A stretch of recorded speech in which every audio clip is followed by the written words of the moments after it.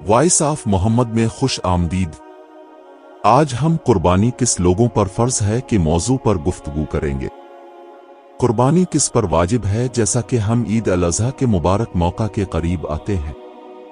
اس اسلامی رسم کے ارد گرد کی اہمیت اور ذمہ داریوں کو سمجھنا ضروری ہے۔ تو آئیے اپنے موضوع پر غور کرتے ہیں۔ اس سے پہلے کہ ہم شروع کریں، آئیے مختصر قربانی کے تصور کو سمجھیں۔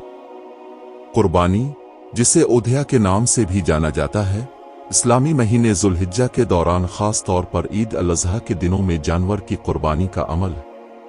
یہ حضرت ابراہیم کی اپنے بیٹے اسماعیل کو اللہ تعالیٰ کی اطاعت کے طور پر قربان کرنے کے لیے آمادگی کی یاد دلاتی ہے۔ البتہ قربانی کرنے سے پہلے یہ جاننا ضروری ہے کہ اس فعل کو انجام دینے والا کون ہے۔ قربانی کی ذمہ داری مسلم کمیونٹی کے مخصوص افراد پر عائد ہوتی ہے۔ آئیے ایک ایک کر کے ان زمروں کو دریافت کریں۔ زمرہ ایک، بالغ اور سمجھدار بالغ۔ پہلی قسم بالغ اور سمجھدار بالغ افراد پر مشتمل ہے جو قربانی کرنے کے مالی وسائل رکھتے ہیں۔ اس میں وہ افراد شامل ہیں جو مالی طور پر مستحکم ہیں اور اپنی بنیادی ضروریات کے لیے دوسروں پر منحصر نہیں ہیں۔ ایسے افراد کی ذمہ داری ہے کہ وہ اپنی طرف سے قربانی کریں۔ زمرہ دو، گھر کا سربراہ۔ دوسری قسم میں گھر کا سربراہ عام طور پر والد، سب سے بڑا مرد رکن شامل ہوتا ہے۔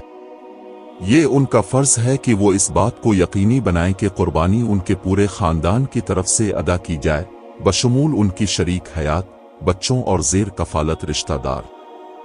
انہیں قربانی کے لیے مالی ضروریات کو پورا کرنا چاہیے اور اس بات کو یقینی بنانا چاہیے کہ قربانی مقررہ مدت کے اندر کی جائے۔ زمرہ تین، دولت کے معیار پر پورا اترنے والے افراد۔ تیسرا زمرہ ایسے افراد پر مشتمل ہے جو اسلامی اسکالرز کی طرف سے مقرر کردہ دولت کی حد کو پورا کرتے ہیں۔ ان کے پاس نصاب کی حد سے زیادہ دولت اور اثاثے ہونے چاہیے، جو کہ دولت کی کم از کم مقدار ہے جو کسی شخص کو زکوٰۃ ادا کرنے کا اہل بناتی ہے۔ اگر کوئی فرد اس معیار پر پورا اترتا ہے تو اس پر قربانی واجب ہے۔ زمرہ چار، وہ لوگ جنہوں نے پچھلے سالوں میں قربانی چھوڑی تھی۔ چوتھی قسم میں وہ لوگ شامل ہیں جنہوں نے پچھلے سالوں میں درست وجوہات مثلاً بیماری یا سفر کی وجہ سے قربانی چھوڑی تھی۔ اگر کوئی شخص ماضی میں اپنی ذمہ داری پوری نہ کر سکا تو اس پر جلد از جلد قربانی کرنا لازم ہو جاتا ہے۔ یہ افراد کی بنیادی قسمیں ہیں جن پر قربانی کی فرضیت آتی ہے۔